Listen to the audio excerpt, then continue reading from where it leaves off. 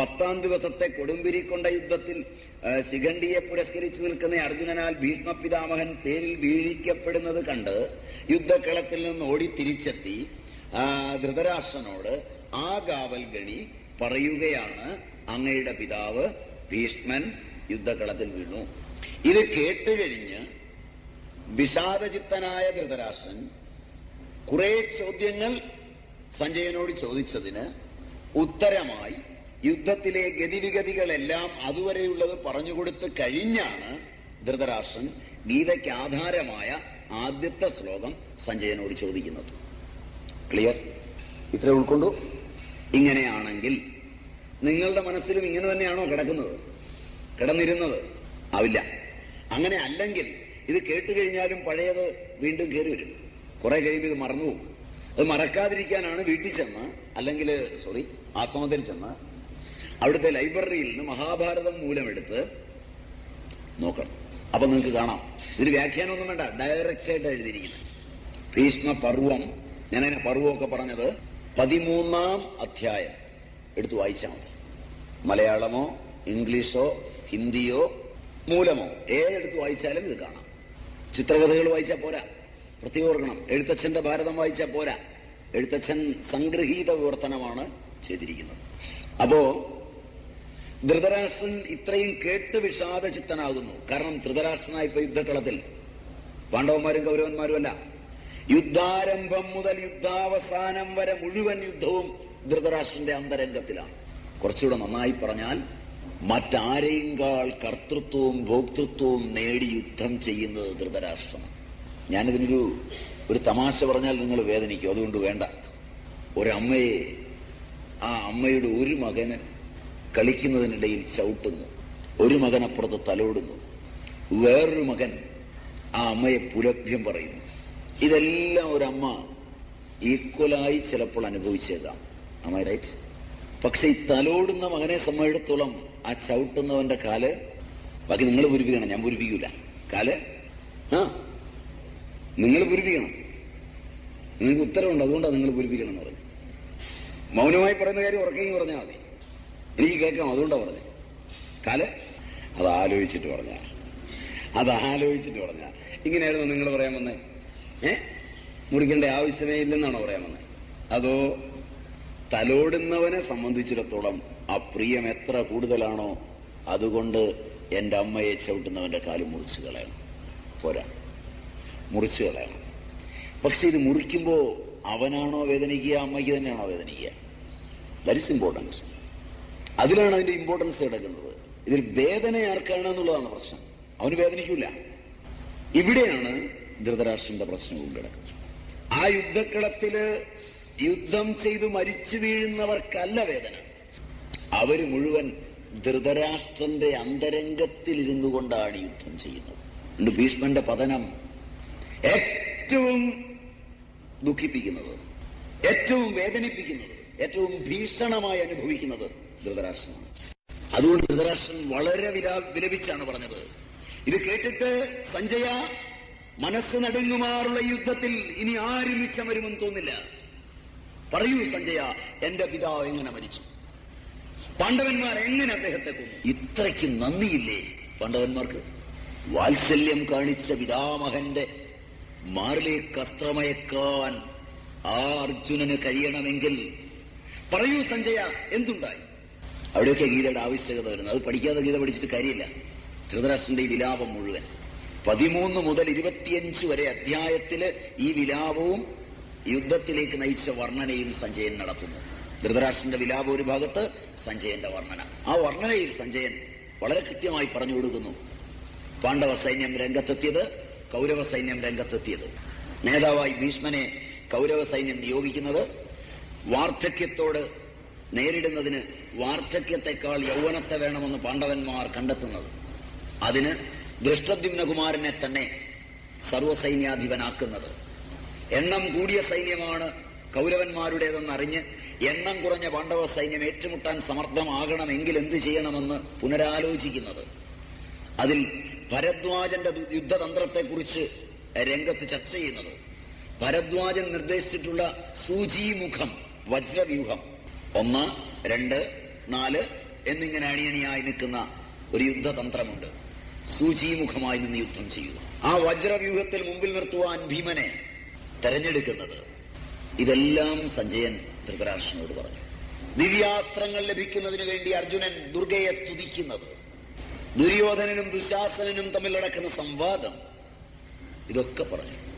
ഒടുവില് 25-ാം അധ്യായം എത്തിയപ്പോൾ ഇതൊക്കെ കേട്ട ധൃതരാഷ്ട്രൻ വിതുരനീതി, സനത്സുജാതീയം, സഞ്ജയന്റെ ഈ വർണ്ണനകൾ മുഴുവൻ കേട്ട ധൃതരാഷ്ട്രൻ ആ യുദ്ധക്കളത്തിന്റെ വേദന മുഴുവൻ ഏറ്റുവാങ്ങി ഒരു ചോദ്യം ചോദിക്കുന്നു. ധർമ്മക്ഷേത്രേ കുരുക്ഷേത്രേ സമവേതാ യുയുത്സവ മാമക പാണ്ഡവ ചെയ്യുക കിം അകുർവത സഞ്ജയ. നിങ്ങൾ പഠിച്ചിട്ടുള്ള വ്യാഖ്യാനം ആദ്യം ഞാൻ പറയാം. അത് യോജിക്കുമെന്ന് നിങ്ങൾക്ക് ഉറപ്പുണ്ടെങ്കിൽ നമുക്ക് ആ വ്യാഖ്യാനത്തിൽ കൂടെ പോകാം. യോജിക്കില്ലെങ്കിൽ നമുക്ക് കരണീയം ആലോചിക്കാം. ധർമ്മക്ഷേത്രേ കുരുക്ഷേത്രേ സമവേതാഹ യുയുത്സവഃ മാമകാഃ പാണ്ഡവഃ ച ഏവ കിം അകുർവത. ഹേ സഞ്ജയ, ധർമ്മക്ഷേത്രമായ കുരുക്ഷേത്രത്തിൽ യുദ്ധ ഉദ്യുക്തരായി ഒത്തുചേർന്നിട്ടുള്ള എന്റെ ആളുകളും പാണ്ഡവരും എന്തു ചെയ്തു? അല്ലയോ സഞ്ജയ, കുരുക്ഷേത്ര യുദ്ധഭൂമി ധർമ്മഭൂമിയാണ്.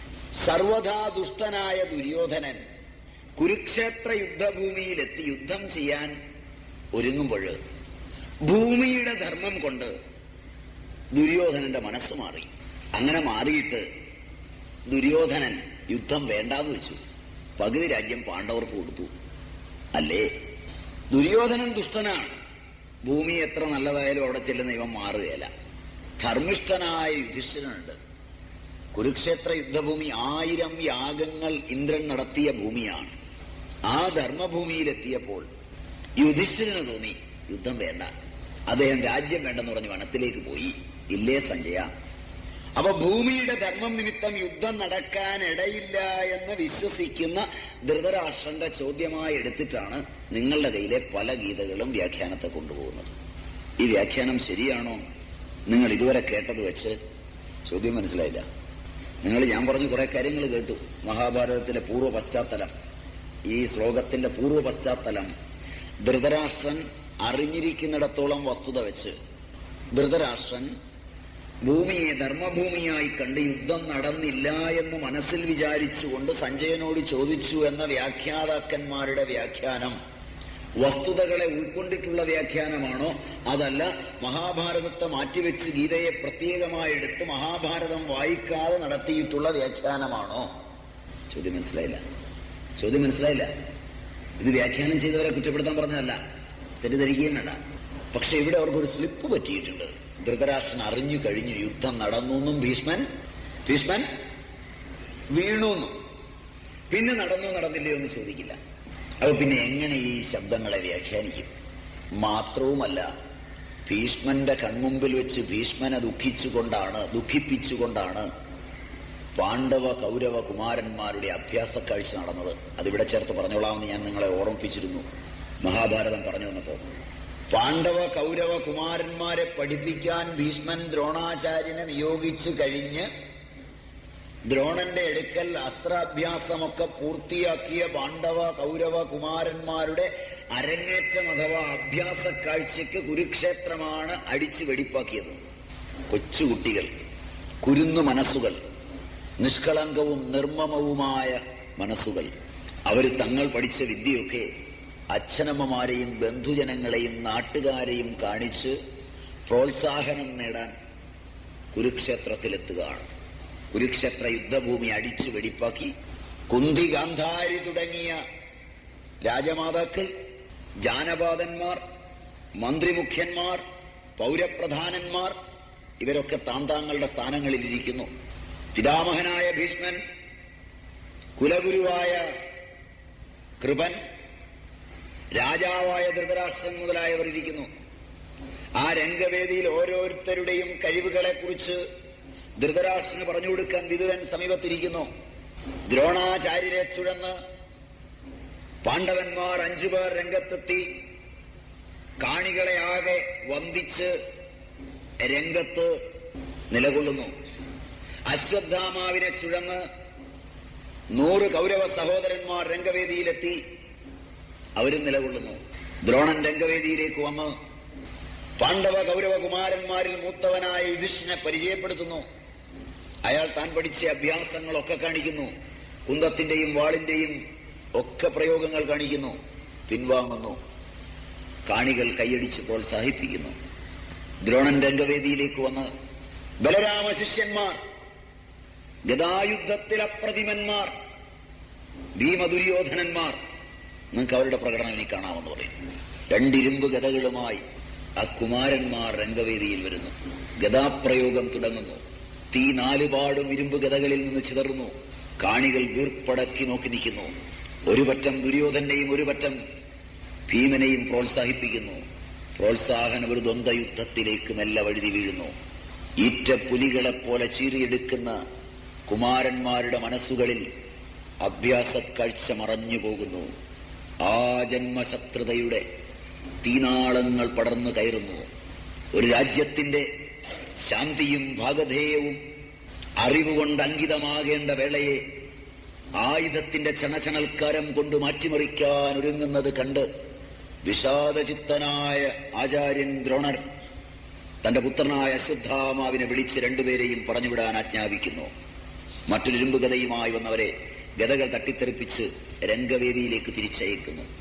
ആയുധങ്ങൾ നഷ്ടപ്പെട്ടിട്ടും മുഷ്ടി ചുരുട്ടിയും പല്ലെറുമ്മിയും കടന്നുപോകുന്ന ആ കുമാരന്മാരുടെ മനസ്സുകളിൽ നീണ്ട കാലത്തിന്റെ അപ്പുറം വരാനിരിക്കുന്നൊരു മഹായുദ്ധത്തിന്റെ ആദിശബ്ദം മുഴങ്ങിക്കഴിയുന്നു. ഇതുളവായ രംഗഭൂമിയാണ് കുരുക്ഷേത്രം. നമ്പർ 1. ഇതിനു മുമ്പ് ഒരു സ്ത്രീയുടെ സങ്കല്പങ്ങളെ താറുമാറാക്കിയ ഒരു സമയത്ത് അതിനുവേണ്ടി ഗുരുവും ശിഷ്യനും കൈമൈ മറന്നേറ്റുമുട്ടിയ രംഗഭൂമിയാണ് ഈ കുരുക്ഷേത്രം. പരശുരാമ ഭീഷ്മന്മാർ, ഈ ദുര്യോധനന്മാരുടെ പ്രകടനം കഴിഞ്ഞ് വീണ്ടും മറ്റു കുമാരന്മാരുടെ എല്ലാം പ്രകടനം കഴിഞ്ഞ് എല്ലാവരും പ്രകടനം കഴിഞ്ഞ് മാറിയിരുന്നു കഴിഞ്ഞ് അവസാനം ഒരിക്കൽ കൂടെ ദ്രോണൻ രംഗത്ത് വന്നു. പറഞ്ഞു, ഇനി നോക്കൂ, ഞാൻ എന്റെ പുത്രനായ അശ്വത്ഥാമാവിനേക്കാൾ സ്നേഹിക്കുന്ന പാണ്ഡവമധ്യമനായ അർജുനന്റെ പ്രകടനങ്ങൾ ഇനി നിങ്ങൾക്ക് കാണാം. അർജുനൻ രംഗത്ത് വന്നു. രംഗസ്ഥരെ വണങ്ങി. ഭൗമാസ്ത്രം കൊണ്ട് ഭൂമിയിൽ മറഞ്ഞു. പ്രത്യക്ഷം കൊണ്ട് പ്രത്യക്ഷപ്പെട്ടു. ആഗ്നേയം കൊണ്ട് അഗ്നിയുണ്ടാക്കി. വളരെ കുറച്ചേ പറയുന്നുള്ളൂ, ഒരുപാടുണ്ട് പറയാൻ ആ രംഗം. ആഗ്നേയം കൊണ്ട് അഗ്നിയുണ്ടാക്കി. വാരുണം കൊണ്ട് ജലമുണ്ടാക്കി കെടുത്തി. ഒരേ സമയത്ത് തേർത്തലത്തിലും തേർമുഖത്തിലും പ്രത്യക്ഷപ്പെട്ടു. കറങ്ങുന്ന ലോഹവരാഹത്തിന്റെ വായിൽ 21 അസ്ത്രങ്ങൾ തറച്ചു. കറങ്ങുന്ന കാളക്കൊമ്പില് 11 അസ്ത്രങ്ങൾ ഒന്നിച്ചു തറച്ചു. അർജുനന്റെ പ്രകടനങ്ങൾ കണ്ട് ഹർഷപുളകിതരായി രംഗസ്ഥർ. ധൃതരാഷ്ട്രം ദുഃഖിച്ചു. തന്റെ പുത്രന്മാരുടെ അന്ത്യമെടുക്കുന്ന ആയുധങ്ങളുടെ ചണചണൽക്കാരം ധൃതരാഷ്ട്രന്റെ കാതുകളിൽ അലച്ചു തുടങ്ങി. അർജുനൻ തന്റെ പ്രകടനമെല്ലാം കഴിഞ്ഞ് വിജയശ്രീ ലാളിതനായി പിൻവാങ്ങുവാനൊരുങ്ങുമ്പോൾ ആ രംഗവേദിയുടെ വടക്കേ തലയ്ക്കിൽ നിന്നൊരു കൈക്കൊട്ട് കേട്ടു. അയാൾ രംഗത്തേക്ക് വന്നു. അർജുനന്റെ മുഖത്തേക്ക് നോക്കി. ഹേ കുന്തിപുത്ര, നിങ്ങളെ ഓർത്ത് നിഹളിക്കണ്ട. നിങ്ങൾ കാണിച്ച ഈ വിദ്യയൊക്കെ ഇതിലും നിസാരമായി ഞാൻ കാണിക്കുന്നുണ്ട്, എന്നെ അനുവദിച്ച. ആ ജന്മ കവചകുണ്ടലങ്ങളോടുകൂടിയ കുമാരൻ. സദസ് നിശബ്ദമായി. ദ്രോണൻ അനുമതി കൊടുത്തു. അർജുനൻ കാണിച്ച എല്ലാ വിദ്യയും അതിനിസാരമായ കുമാരൻ കാണിച്ചു. അതിലപ്പുറവും കാണിച്ചു. ആ കുമാരൻ എന്നിട്ട് രംഗവേദിയിലിരിക്കുന്ന മുഴുവൻ പേരെയും നോക്കി പറഞ്ഞു, രംഗസ്ഥരെ, എനിക്ക് നിങ്ങളുടെ അർജുനനോട് ദ്വന്ദ്വയുദ്ധം ചെയ്താൽ കൊള്ളാമെന്നുണ്ട്. അഭ്യാസക്കാഴ്ച ദ്വന്ദ്വയുദ്ധമായി മാറാനൊരുങ്ങിയ വേദിയാണ് ഈ കുരുക്ഷേത്രം. ആ കുമാരനെ തിരിച്ചറിഞ്ഞ ഒരമ്മ രംഗവേദിയിൽ മോഹാലസ്യപ്പെട്ടു വീണു. തന്റെ 2 പുത്രന്മാർ, തന്റെ കാനീനപുത്രൻ തന്റെ മറ്റൊരു പുത്രനോട് ദ്വന്ദ്വയുദ്ധം ചെയ്യാനൊരുങ്ങുന്നു.